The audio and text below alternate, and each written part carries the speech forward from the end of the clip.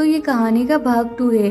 अगर आपने पहला भाग नहीं देखा तो आपको वीडियो का लिंक डिस्क्रिप्शन में मिल जाएगा। और खुशी से खाती थी मिठाई। मैंने उनकी बात सुनी और मुस्कुराने लगी। मैं तो अब भी खाती हूँ, यह कहकर आज भी उनकी लाई हुई मिठाई खाने लगी। जैसे जैसे मिठाई खा रही थी मेरा सर चकराने लगा। अचानक मैंने देखा कि कमरे में कोई लड़की दाखिल हुई, पर उस वक्त तक मुझ में इतनी हिम्मत ही नहीं थी कि मैं आंखें खोलती और उस लड़की को देखती। मुझे नींद आ रही थी, उस वक्त सोने के लिए बेताब थी। उस वक्त परवाह नहीं थी कमरे में कोई लड़की आई है या लड़का। मुझे बहुत सुकून की नींद आ रही थी, इसीलिए मैं सो गई, यह जाने बिना कि वह लड़की मेरे कमरे में क्या करने आई। सारा दिन मेरा इसी परेशानी में गुजर गया। मैंने फैसला कर लिया कि अब मिठाई नहीं खाऊंगी। सब कुछ इसी की वजह से हो रहा है। मिठाई को खाते ही मुझे नींद आ जाती थी। जब से मैंने मिठाई खानी शुरू की थी घर में सारे लोग ही बदल गए थे। मेरे सास और नंद का रवैया मेरे साथ बुरा हो गया और मेरे पति का मेरे साथ अच्छा हो गया था। रात के बाद जब सुमित मिठाई लाई मैंने सोचा कि मना कर दूं, लेकिन मैं मना ना कर सकी। कितनी प्यार से सुमित मुझे मिठाई खिला रहे थे। मुझे मिठाई देकर सुमित बाहर चले गए। थोड़ी देर बाद आए तो किसी से बातें कर रहे थे। मैं तकिए पर सर रखकर सोने का ड्रामा करने लगी थी। सुमित न जाने किससे बातें कर रहे थे, मुझे कुछ समझ नहीं आ रहा था। अभी मैं सोने वाले अंदाज में लेटी रही थी, लेकिन अब मुझे सच में नींद आने लगी थी। जब काफी रात हो गई, कम से कम रात के 12 बजे का समय था, कि तभी कोई कमरे में कोई दाखिल हुआ।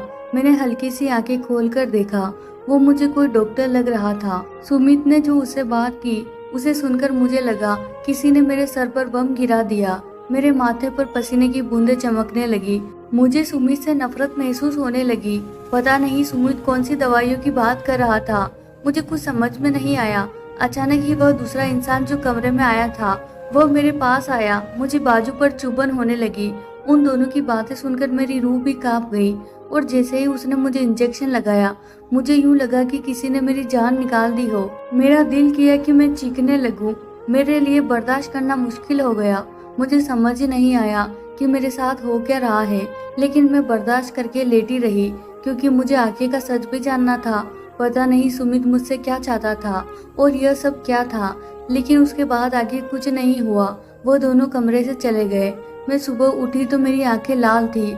आज तो मेरी हालत पहले से भी ज्यादा बुरी हो चुकी थी और मुझे यकीन हो गया था कि मुझसे सुमित कुछ छुपा रहे हैं। सुमित ही नहीं बल्कि उनकी माँ भी मुझसे कुछ छुपा रही थी और यह लोग ना जाने मेरे साथ कौन सा खेल खेल रहे थे, मुझे कौन से कामों में इस्तेमाल कर रहे थे। नफरत होने लगी अपने पति से। मेरा दिल करने लगा कि मैं सब कुछ छोड़कर अभी के अभी अपने घर चली जाऊंगी। इस समय मैं बहुत तकलीफ में थी। पूरा दिन मैं अपने कमरे से बाहर ना निकली। रात को सुमित आए तो मैंने उनसे कोई बात भी नहीं की। उनका रवैया भी आज मेरे साथ अजीब सा था। उन्होंने भी मुझसे कोई बात नहीं की। अचानक मेरी नजर सुमित के बाजू पर गई जहाँ पर पट्टी बंधी हुई थी। आज वो मेरे लिए मिठाई भी नहीं लाए थे। मैंने कोशिश की कि पूछूं कि हाथ पर क्या हुआ है, मिठाई क्यों नहीं लाए, और मुझे कल की रात याद आ गई।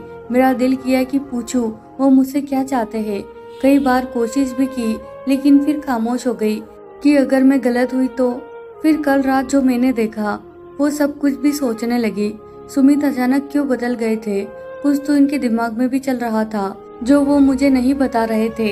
इसके बाद काफी दिन हमारे बीच कोई खास बात नहीं हुई, पर मैं अजीब सी होने लगी। मेरी तबीयत हर वक्त खराब रहने लगी। मुझे यूं लगता कि जैसे मेरा सर अभी फट जाएगा। मैं सारा दिन और पूरी रात बेचैन रहती। मेरा दिल भी घबराता रहता था। सुमित अब रात को देर से घर आते और अपनी माँ के कमरे में चले जाते। जिस दिन सुमित कमरे में न जाते और मुझे मिठाई न खिलाते, वो मेरी तबीयत और खराब होने लगती, जैसे मुझ पर वो लोग कुछ कर रहे हो। आज भी वो काफी रात को कमरे में आए। मैं बोली, सुमित क्या चाहते हैं आप मुझसे, बात क्यों नहीं करते? मैं आपसे बात करूं तो जवाब नहीं देते। कभी हाल पूछा है मेरा कि सारा दिन तबीयत कितनी खराब रहती है? मैंने आज गुस्से में तंग आकर कह ही दिया था और वो मुझे अजीब सी नजरों से घूरने लगे। मैं उन्हें देखती रही। वो मुझे बिना अजीब सी नजरों से घूरने लगे। मैं उन्हें देखती रही। वो मुझे बिना कोई जवाब दिए वहाँ से चले गए। अगले दिन मैं अपनी नंद के साथ शॉपिंग करने गई। उसने कहा कि लंच करके ही जाते हैं। हम एक रेस्टोरेंट में चले गए और मेरी नज़र अचानक से सामने वाली टेबल पर गई। मेरी आंखें वहीं पतरा गई। मैं वहाँ से फौरन निकल आई। मेरा दिल किया कि सुमित को गोली मार दूं, तो ये थी उसकी सच्चाई। अगर मैं नहीं तो कोई और सही, मतलब उस रात यही लड़की कमरे में आई थी। मुझे यकीन हो गया। घर आते ही कमरे में चली गई। मैंने सारी कमरे का सत्यानाश कर दिया। मेरे आंसू बह रहे थे। सुमित मुझे धोखा दे रहे थे, वो मुझे इस्तेमाल कर रहे थे। रात को सुमित आए। आज उनका मूड पहले की तरह ही था। वो मेरे लिए मिठाई भी लाए थे, पर कमरे में दाखिल होते ही ठिठक गए और मुझे देखकर पूछने लगे, ये सब क्या है? क्या हुआ है तुम्हें? अब भी मुझसे पूछ रहे हो कि क्या हुआ है? बताए अपनी सच्चाई। क्या चाहते हैं आप मुझसे? क्यों अपनी जिंदगी में शामिल किया हुआ है? मैंने गुस्से से पूछा और वो नासमझी से देखने लगे। क्या कह रही हो? मुझे कुछ समझ नहीं आ रहा है। और ये कमरे का क्या हाल बना हुआ है? आराम से बैठो और बताओ क्या हुआ है। सुमित ने मुझे सोफे पर बिठा दिया। आप इस मिठाई में क्या मिलाकर मुझे खिलाते हैं और आप ऐसा क्यों करते हैं? मैंने गुस्से में पूछा। मैं आज सब कुछ जानना चाहती थी। मैं नींद की गोलियां मिलाकर खिलाता हूँ। मुझे बिल्कुल उम्मीद नहीं थी कि सुमित इतनी आसानी से बता देंगे, और वो भी मेरे एक बार ही पूछने पर। मैंने गुस्से में पूछा, क्यों मिलाकर खिलाते हैं? क्योंकि मैं तुम्हें तकलीफ में नहीं देख सकता। वो बड़े आराम से बोले, सुमित, मैं आपकी सच्चाई जान चुकी हूँ। आप मुझे कोई उल्टी सीधी कहानी नहीं सुनानी। मुझे आपके साथ नहीं रहना। मुझे तलाक चाहिए। मैंने गुस्से में कहा। वो भी एकदम से गुस्से में आ गए। मेरी सच्चाई मेरे बारे में, और वो भी तुम जानती हो? तुम तो खुद अपने बारे में नहीं जानती, फिर भला मेरे बारे में क्या जानती होगी? अच्छा चलो, ये मान लिया तुम मेरे बारे में जानती हो, तो जरा पहले अपने बारे में तो बताओ कि तुम क्या जानती हो। वो मुझसे ऐसे पूछने लगे जैसे मुझे अपने बारे में मालूम ही नहीं, या फिर मैं अपनी जिंदगी का कोई राज ही नहीं जानती। मैंने सुमित से पूछा, बताओ कौन था वो शख्स जो उस रात कमरे में आया था, और कौन थी वो लड़की जिसे आप बुलाते हैं मुझे नींद की दवाई खिलाकर? बताइए। और वो होटल में आज आपके साथ कौन लड़की थी, उसके बारे में भी बता देना। और अपनी माँ की कमरे में जाकर मुझ पर जादू करते हैं। मुझे अपने बारे में सब कुछ मालूम है। मैंने गुस्से से चिल्लाते हुए कहा। और तुम अपने बारे में ये नहीं जानती हो कि तुम्हारे माँ बाप क्यों तुम्हारी शादी करना नहीं चाहते थे। वो सिर्फ मुझसे ही नहीं बल्कि किसी से भी तुम्हारी शादी नहीं करना चाहते थे, क्योंकि तुम एक बीमार लड़की हो, और वो कहते थे कि तुम जल्द ही पागल हो जाओगी। जो भी तुमसे शादी करेगा वो तुम्हें तलाक दे देगा। मेरी माँ भी तुम्हारा रिश्ता नहीं लेना चाहती थी। मेरी जिद पर तुम्हें मेरी माँ ने इस घर की बहू बनाया। और रही बात तुम्हें नींद वाली गोलियां खिलाने की, तो एक रात थोड़ी सी मिठाई तुमने खाई थी। अपना हाल देखा था? मर जाती तुम अगर नींद की दवाई नहीं खाई होती तो। नींद वाली दवाइयाँ खिलाकर इलाज करवा रहा तुम्हारा, और वह लड़की तुम्हारी डॉक्टर है। उस दिन रेस्टोरेंट में भी वही लड़की मेरे साथ थी और मुझे तसल्ली दे रही थी कि तुम्हारी पत्नी जल्दी ही ठीक हो जाएगी। जानती हो, तुम्हारे माँ बाप इसलिए तुम्हारी शादी नहीं करना चाहते थे। तुम्हारे जन्म के कुछ समय बाद ही तुम्हारे सर में एक ट्यूमर हो गया था।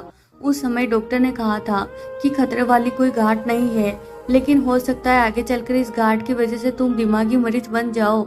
हो सकता है इस गांठ की वजह से तुम पागल हो जाओ। और यही वजह थी कि तुम्हारे माँ बाप तुम्हारी शादी नहीं करना चाहते थे। मेरी माँ को भी जब बात में पता चला तो उन्होंने भी शादी के लिए मना किया था, लेकिन मैंने जबरदस्ती अपनी माँ को तुम्हारे घर भेजा था, क्योंकि मुझे तुम पसंद थी और मैं तुमसे ही शादी करना चाहता था। शादी के शुरू में तो कोई दिक्कत नहीं हुई, धीरे धीरे तुम्हारे ऊपर उसका असर दिखने लगा था। कभी कभी इधर उधर की बातें करने लग जाती तो कभी कभी सर में तेज दर्द होने लगता था। और उस दिन तो तुम चक्कर खाकर गिर गई थी।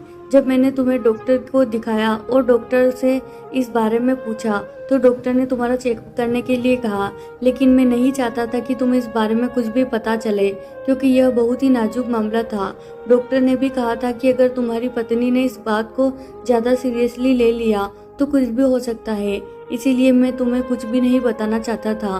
तुम्हें नींद की गोलियां खिलाकर मैं तुम्हारा सारा इलाज करवा रहा था। मेरी माँ भी तुमसे इसीलिए गुस्से में रहती थी। उनका कहना था कि तुम्हें तलाक दे दूं, लेकिन मैं अपनी माँ की बात नहीं मान रहा था, क्योंकि मुझे तुमसे मोहब्बत है।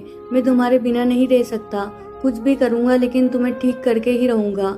मैं तो तुम्हें अभी कुछ नहीं बताता, लेकिन मेरा तुम्हें कुछ नहीं बताना तुम्हारे लिए और खतरा खड़ा हो रहा था, क्योंकि तुम अपने दिमाग पर कुछ ज़्यादा ही जोर डालने लगी थी। पता नहीं क्या उल्टी सीधी बातें दिमाग में सोचने लगी थी, इसलिए तुम्हारा सब कुछ जानना जरूरी था। मेरा यकीन करो, मैं तुमसे बहुत मोहब्बत करता हूँ और घबराने की बिल्कुल भी ज़रूरत नहीं है। डॉक्टर का कहना है कि तुम जल्दी ही ठीक हो जाओगी। मैं हक्का बक्का सी खड़ी सुमित की बातें सुन रही थी। सुमित की आंखों में आंसू थे। वो शायद रोना चाहते थे, लेकिन मेरे सामने खुद को कमजोर साबित नहीं करना चाहते थे, इसीलिए खुद को रोके हुए थे। उन्होंने आगे बढ़कर मुझे गले से लगा लिया और मुझे तसल्ली देने लगे। सुमित के गले लगते ही मुझे होश आया और मैं दहाड़े मार मार कर रोने लगी। रोने मुझे अपनी बीमारी का सुनकर रोना नहीं आ रहा था, बल्कि रोना तो मुझे इस बात का था कि मैंने अपने इतनी मोहब्बत करने वाले पति पर शक किया। भगवान ने मेरी किस्मत में इतना प्यार करने वाला पति लिखा था और मैं कितनी नाशुक्री थी कि अपने ही पति पर शक कर बैठी। मेरा रोना देखकर सुमित घबरा गए। बोले, मानसी तुम बिल्कुल भी मत घबराओ, मेरे जीते जी तुम्हें कुछ नहीं हो सकता, मैं तुम्हें मौत के मुंह से भी खींच लाऊंगा। मैं रोते हुए बोली, नहीं सुमित, मुझे अपने मरने का और अपनी बीमारी का कोई गम नहीं। तुम जैसा पति पाकर तो मुझे अपनी किस्मत पर गर्व है। तुम्हारी बाहों में अगर अब मौत भी आती है तो मुझे कोई गम नहीं। इतना कहकर सुमित मैंने दोबारा अपना सिर सुमित के सामने टिका दिया। सुमित ने भी मुझे कसकर अपनी बाहों में भर लिया। मन ही मन भगवान से दुआ करने लगी कि भगवान, अगर तुमने मेरी उम्र और बढ़ाना है तो बस इतनी ही बढ़ाना कि सुमित से पहले ही मुझे मौत आ जाए, सुमित के बाद नहीं, क्योंकि सुमित की बाहों में मरना चाहती हूँ। यही मेरी आखिरी अभिलाषा है। प्यारे दोस्तों, वीडियो पसंद आए तो वीडियो को जरूर लाइक कीजिए और चैनल को सब्सक्राइब करना बिल्कुल ना भूलें। धन्यवाद दोस्तों।